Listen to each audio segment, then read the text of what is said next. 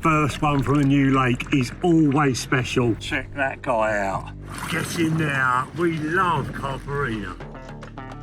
There you go, just shy of £42. Thank you so much. Oh, look at that.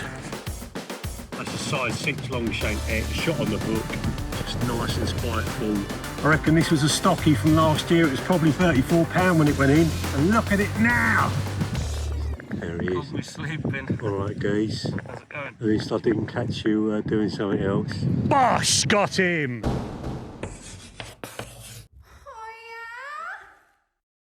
Good morning, ladies and gents. You find me in the bivvy in Belgium at Carp Arena at Orchid Lake, which is a lake we didn't open last year. We fed the fish all year, and it's going to open end of July, beginning of August 2025. So I've come for a little test fish to see how much weight they've put on, and it's quite astonishing. So follow me during the session. And I'll show you what I catch, exactly how I catch it, and give you more details about how you can book a wicked holiday on this amazing lake.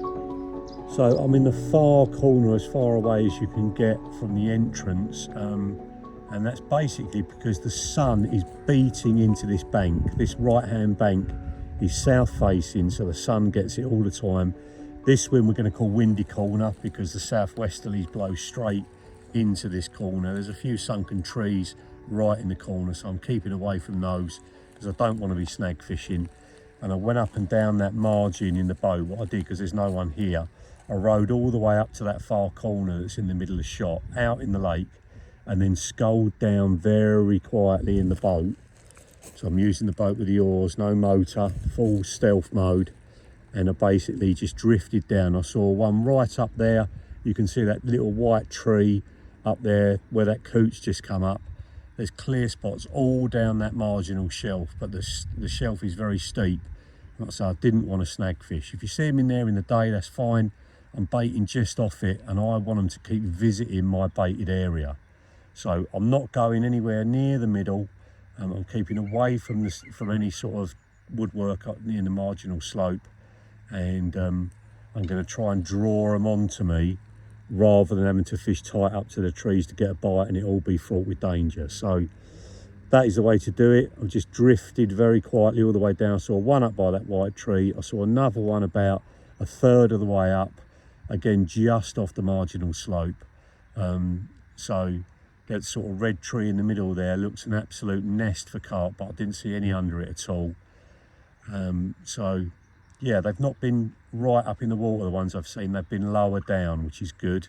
I think that's due to the fact that they feed these fish out in open water. They have done all last year and all this winter just gone, because the lake hasn't been fished. So it's a mega looking place, incredible for 4 guys to fish together.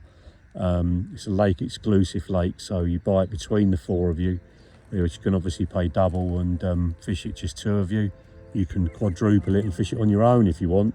But an hour from Calais and very, very good value for money. Let's see what these fish look like. So this is the setup. So I've got my 12-foot 4-pound Kaizen Platinums. They're my rods for 90% of my fishing. I've got Baziers on there with the handles folded in. Thank you very much, Western Developments. And most importantly on those, I've got 15-pound contour. So it's only a small lake. I'm only fishing at 18 wraps. The middle's probably only about 22 wraps. So there's no big casting on here. And unlike all the other lakes on this complex, this is not a boat water. They've cleared all the trees round from the margins. There are no marginal snags. And the fish I've seen showing last night and this morning before I started fishing have all been showing off the margins out in open water. So we're out there at 18 wraps. And you can see the lines fish really slack. I just make it nice and tight at the start and then slacken it off so it's drooping down off the rod tip, and then put the very light stows on so they're just sort of hanging on the line there. That is how we're starting off. We'll see how that goes. The rods are fished about a rod length apart, one closer to the margin and then progressively further and further away from that out towards open water. We shall see how it goes. That'll do. like a decent 30 first bite. Absolutely nailed on the old shot on the hook. Get in there. That can mean only one thing. Great start to the session and a real surprise to show you. Yeah man, first one from a new lake is always special. This is an Orchid 34 1/4. You can see the length of it. It fought like an absolute demon. What a way to start. Yes. Check this out, ladies and gents. Second bite, 50 pound, 4 ounces. Oh, check that out. What a surprise. Look at it. Loads of growing left in it. This is a stocky that was probably, I'm guessing, 32 to 34 pound a year ago. And it's now 50. What else swims in this lake?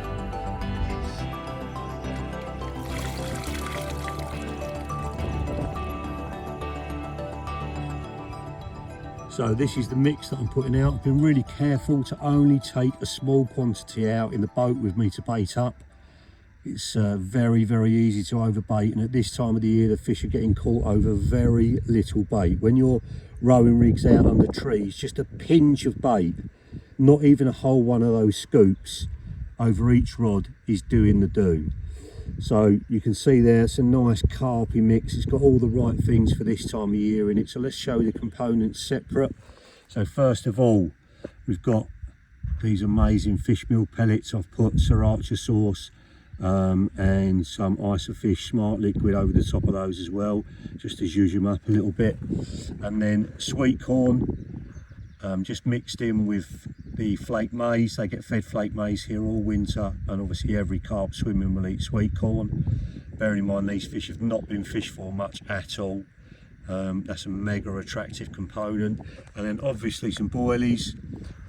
This is mainline fibre, which is a winterised bait, very, very similar to cell, but with some more winter components and different attractors. It's a little bit of that, sort of 2/3 of that, and then another, like obviously less than 1/3 of that to form that final mix. And I've just been out again before I've cast the rods out. I'll put probably a kilo spread over 10 yards wide and 5 yards deep, spread it out as much as I could, and then a few hours later I've left the marker float out there. A few hours later I've gone back out again and just put a few scoops around it before I've cast in. First fish from the second night. Look at this creature. There was a carp in Christchurch, I think, called Paddles, that was exactly the same shape as this, obviously much bigger, but I reckon this one's going to get bigger than that one day. What a lovely, lovely carp. So give him a little kissy. Mwah. Thank you, my darling. I'll see you when you're 45s. Yes. One rod off the rest. Landing that pole with no net on it. It can mean only one thing. Our first daytime bite. Whoa, look at that. Absolute unit. I haven't weighed it yet, but it's a good 30, might even go 40 pound. And there is the technology. 5 inches of 20 pound boom between the loops, anti-tangle sleeve, so important. Size 6 long shank X, shot on the hook, and a little essential cell dumbbell wafter with a piece of Korda on top. That is it. There you go, just shy of 42 pound. Get in there. Yes. Well, you thought that one was a perler. Check this out. Yeah, man. Look at that. And this is also a lookalike. There's one in Gigantica called Sasquatch, and it looks exactly like this. So we're going to name this guy Sasquatch. Oh, it's getting so heavy. Mwah! Thank you so much. And I'll see you when you're 50 pound. Get in there. I've just come over the other side of the lake just to see what's happening. You can hear from my voice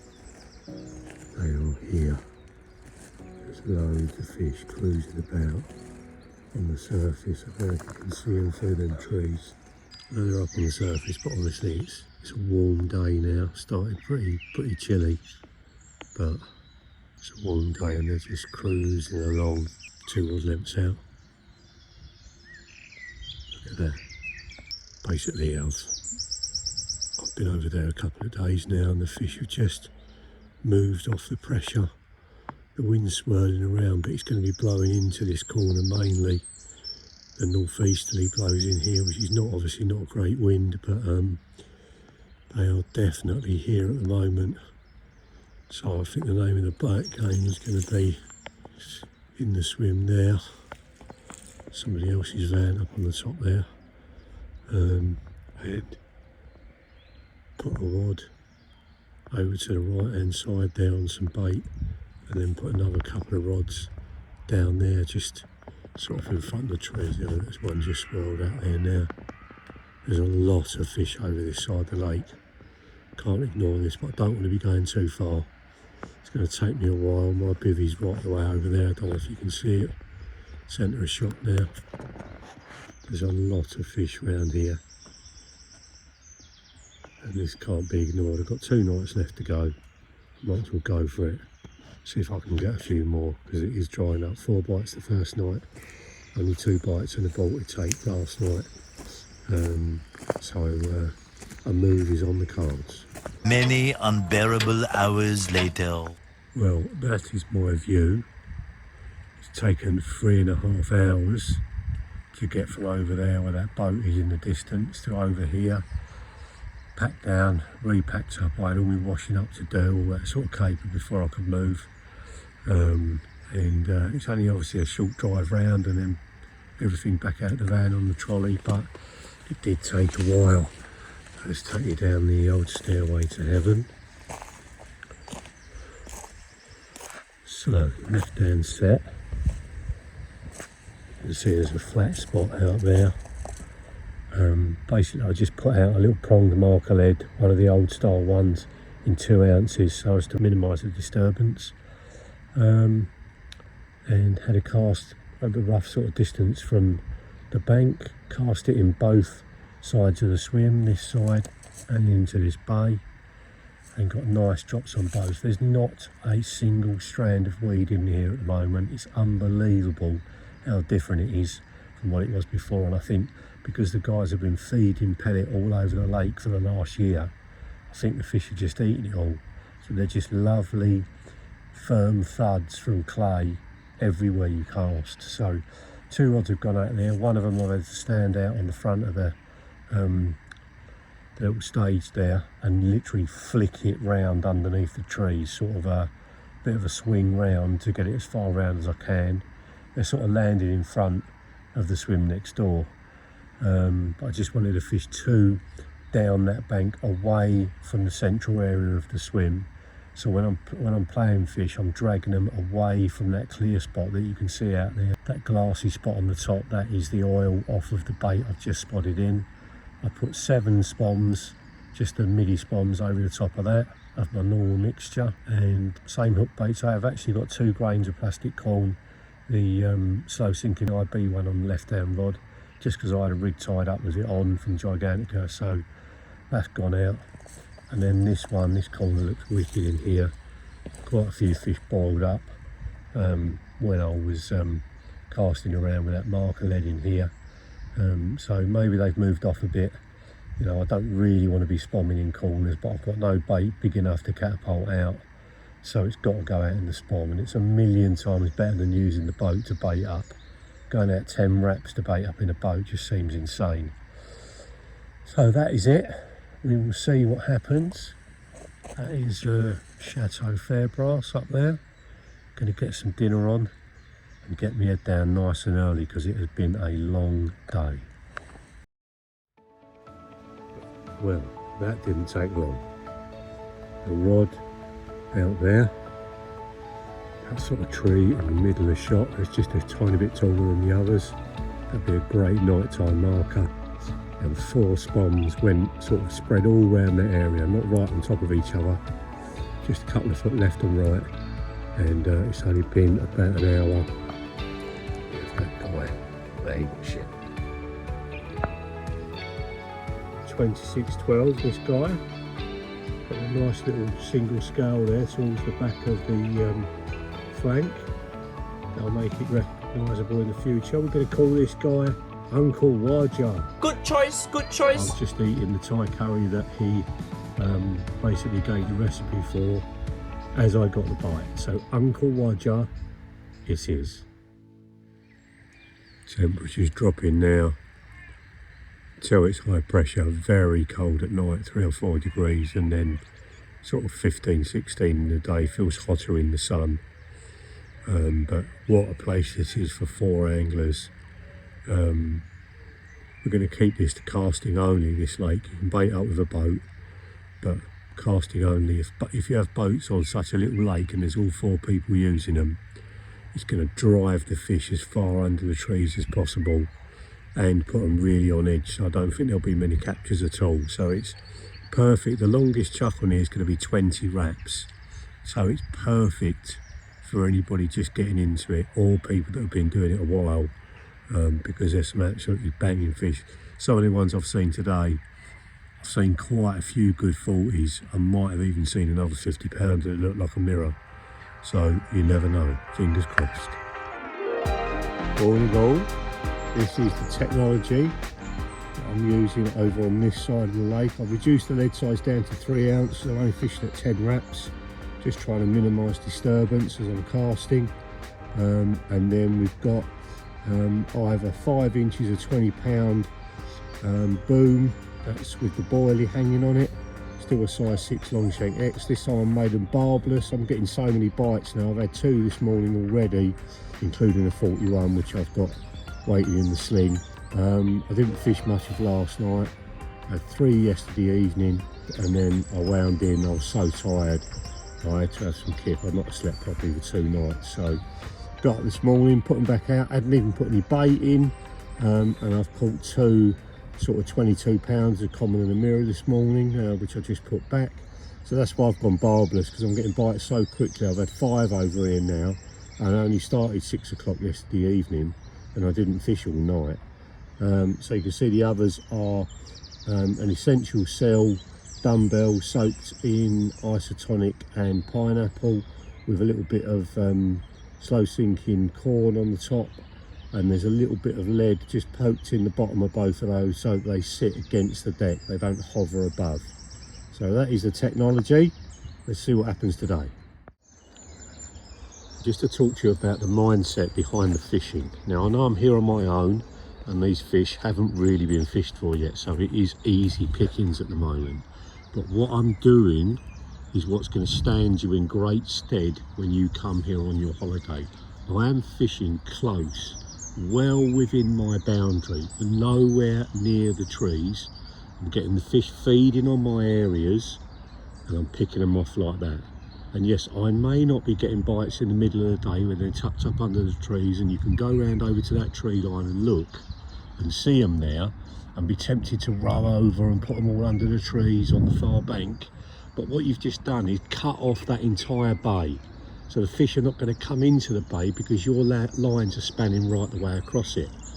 And just putting a pinch of bait and putting a rig under there, you're going to get bites obviously, but you know, it's going to be a tug of war. You could lose them in the trees as well, and very soon they will leave your area because they're being pressured.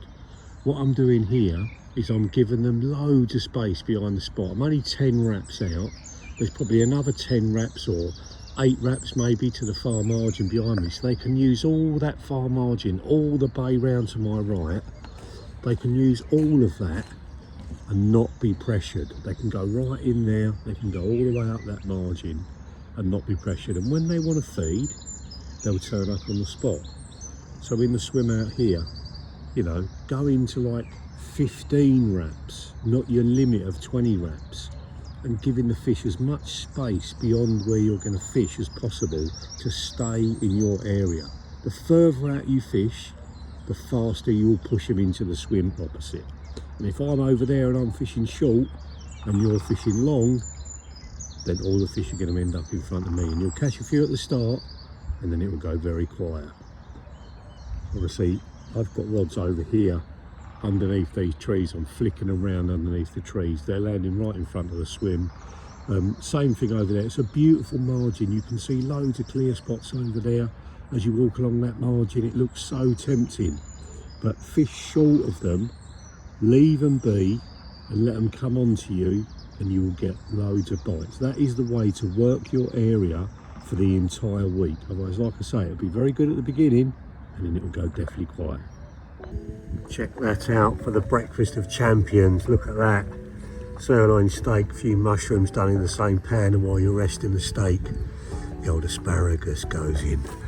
Let's have a little smidgen. Let you know what it's like. That guy looks good. Oh my God. Oh, that's amazing. So this is Matthias.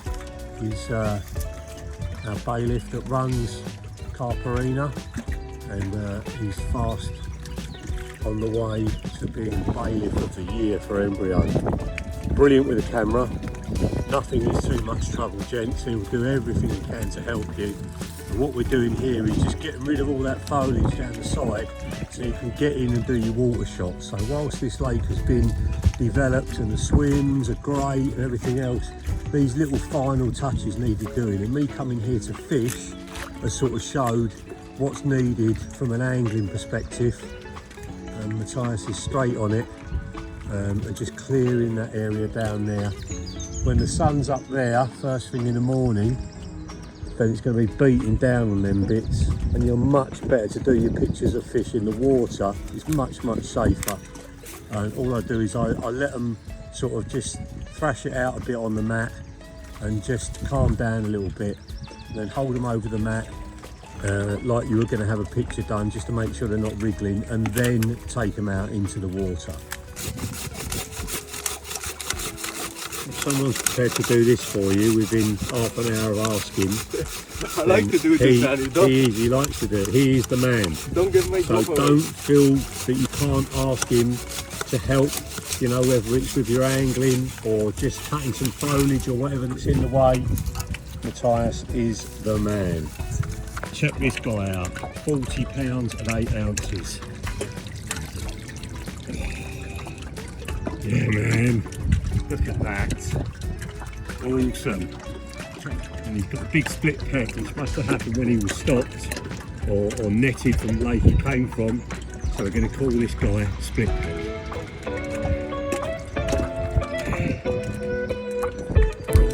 Like you see.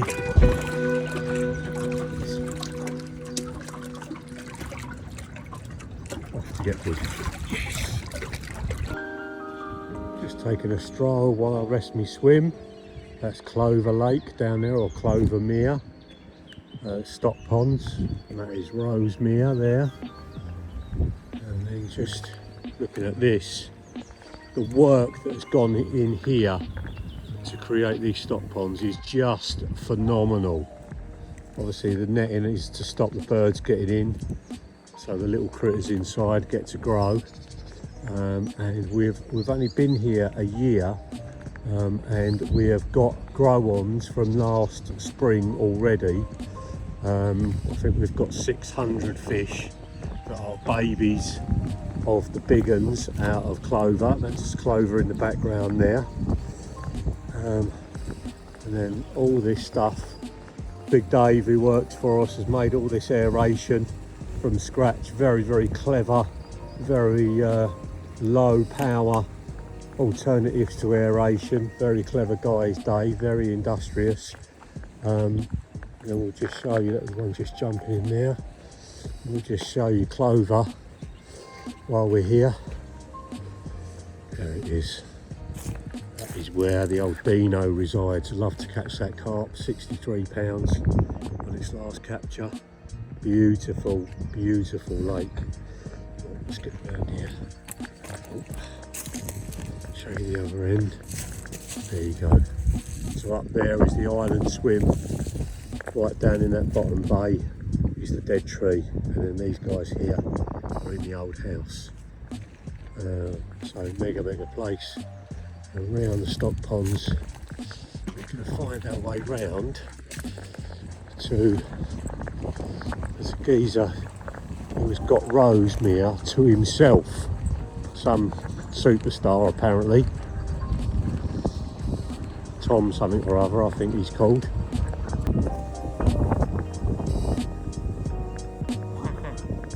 There he is. We're sleeping. Alright guys, How's it going? at least I didn't catch you doing something else. You've been up all night? I had 9 bites, 8 fish. I said, have you been up all night? You've up... That's how tired you are. You're not even answering the questions. That's this geezer from Lilly. Have you met him before? I ventured across the border. Not many people have seen him like that. Only his missus. Right, I'll leave you to it. I'll see you later. This is Rosemere. So first swim here. This is a single. Lovely big swim. Get big bivvies in these if you're wondering. Big 2 manners or even bigger. So you've got all that edge down there. That's you. The next one down where Tom's fishing is the big double. So you get that far margin and out into open water, and there's 2 swims on the far bank. All absolutely palatial swims. So you book this exclusively for 5 anglers. I think it's 350 quid each. And there are fish to over 50. I think it's done half a dozen new 40s this year already. So they are growing like a stick. And then on up to the clubhouse. All this is new. None of this was here at all. This was all trees. And I love it that they've used all this natural stuff to line everything so it looks as natural as possible. Natural but safe and clean and tidy. That's the directive when they make these places. So these are your showers and toilets. Possibly the most expensive showers and toilets in Belgium. When they turned up, we thought they might have been gold plated on the inside, but obviously not. So let's give you a look. Hopefully there's a young Belgian lady up the road who's decided to shower right now, but no, empty. But lovely and clean then. 2 showers, toilets as well, and there's compost toilets around the complex as well, so if you don't want to walk all the way over here. And then up to the lodge, there's a lovely view of Rosemere there from the lodge. And this is the lodge, Matthias there doing his work. And then you've got fridges and freezers for your bait and food. So this is drive and survive. Microwave there. You can come up here whenever you want. Probably not ideal in an easterly, but 1 freezer is for food, 1 freezer is for bait, and then 2 fridges as well. On a system there that's full up with beers and all your soft drinks and some chocolate bars and what have you. Kettle up there, that's free for you to use, and these walls will all be adorned with all the big uns on site. Just like if you fish Gigantica, they will all be framed big uns. So one day you will see your face up on the wall. And then the last bit, he's got the door open, so fortunately I can look in. Just we've got a tackle shop, basically lined out with kit that you need for this venue. And some of the hook baits up there at the top that I've been using on this session. So obviously bring it yourself, be prepared, but if you haven't got it, we definitely have. Look at that.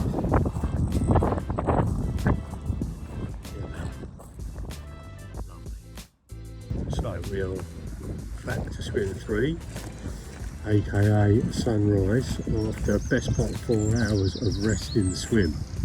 So I put out just 4 spoms on that area. I've swapped over, you can see I've got 1 rod that side, 2 rods this side. On this side I put probably 5 spoms, so I put a fair bit out after catching the fish and caught nothing else. And then at the end of that copse of trees, dead ahead, again at 10 wraps, just kept it all the same. I put out another 6 or 7 spoms because I saw one show longer but in that direction. So I've got a spot there on that spiky tree in the shot, and then a spot round there sort of middle of the shot as well, where the white bush is. So that's me 3 rods for this afternoon. We've got probably 3.5 hours of daylight. Let's see how we get on. Well, good evening. Another decaf coffee on the go, so that I'll sleep tonight. And it's been an interesting afternoon. I've had to sit on my hands. The fish are basically showing about 8 to 10. Oh, I'm away. Here we go.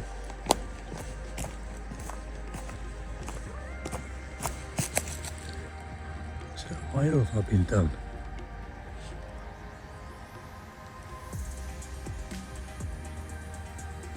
Oh, that's been done.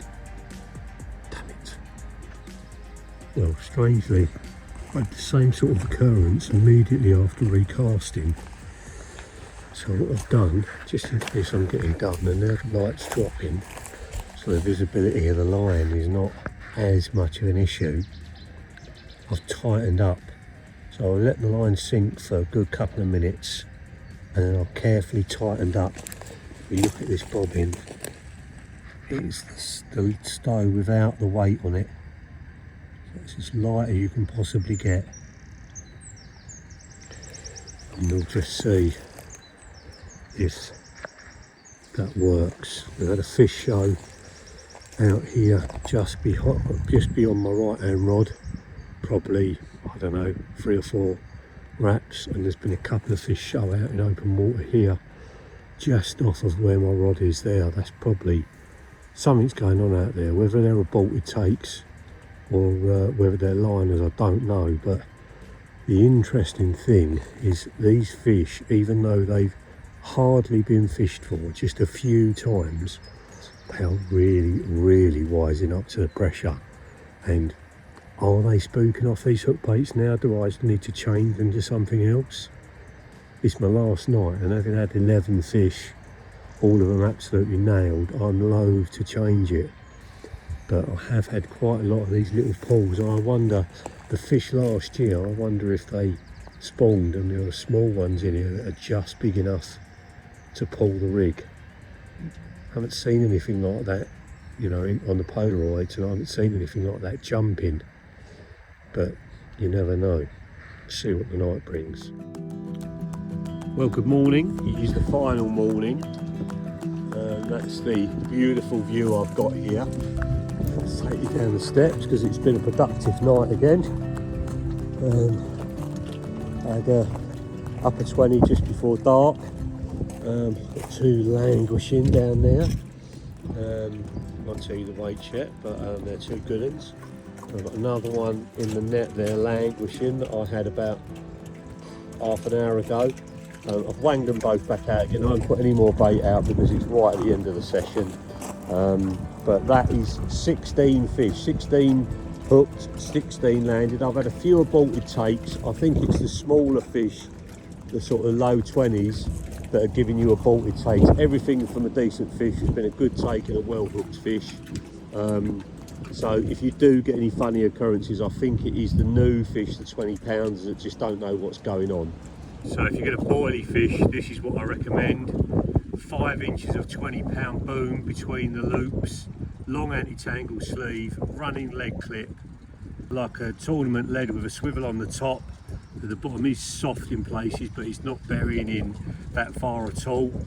And then hooking arrangement wise, that's a size 6 long shank X with a shot on the hook and a 15mm boilie just drilled out, and there's 7mm long of 6mm cork in it, so it doesn't float, but it sits round that way every single time. So that is the setup with about 14 inches of lead core, like I say, fish running, and I've unfortunately just pulled out of a fish on this very rig, and it felt like a much bigger fish. I'm absolutely gutted.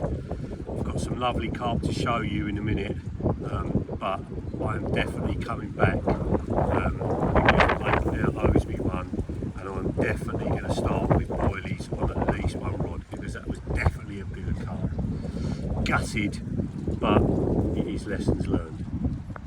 This has been by far the winning hook bait So it's 2/3 of an essential cell wafter soaked in isotonic goo, so much so over such a long time that they actually sink now. And then cut the top off of that, and on top of it is a piece of IB slow sinking corn, and in the daytime I'm dropping a bit of lead into the bottom of it, just a little tiny spike of lead just to hold the bottom of it, but at night you don't need to do that. It's not as critical because the fish can't see what's going on. Size 6 long shank X, fish spinner style, with a shot on the hook, and then if I widen that up, that is the actual rig there in total. This is a longer rig, so I'm basically using the dark matter coated braid, which is nice and stiff with a little bit stripped by the hook, so it's a combi rig style. But that is the other setup, just nice and spiteful, nice and short. This is 6 inches between the loops, but I've caught a lot on 5 as well, so they're the 2 main rigs. So this is my little pot of goodness.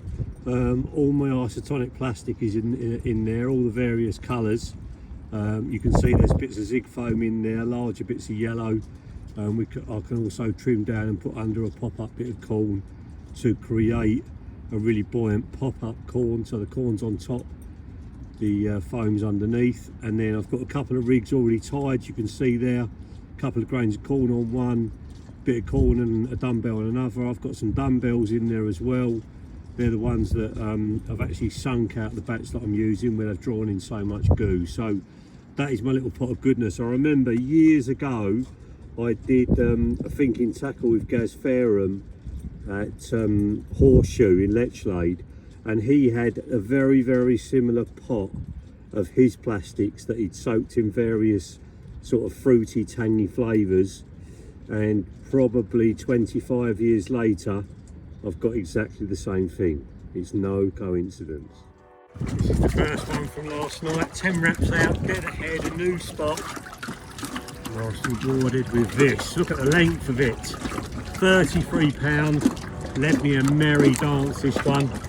Awesome scaling, this is a female definitely, little tiny fins and a bit of a belly. This will be spawning in about 2 months time. But yeah, well chuffed with this. Give her a little kissy, let her go back, and we've got an even bigger one to show you. Well, what a 4 nights it has been. I've only fished 3 of them because I was so tired, and I've still had 16 fish from 17 bites. Unfortunately, that last take is haunting me because it was a big one. So there's a very good reason to come back. But check this out for a last fish landed. Yeah, man. 40 pounds, 8 ounces. For me, the perfect carp. Look at the shape of it. Just absolutely awesome. Overslung mouth. Just great condition. Amazing shape. Little tiny withered fins. He is absolutely the business. Right, let's give him a kiss. Leave you to get bigger.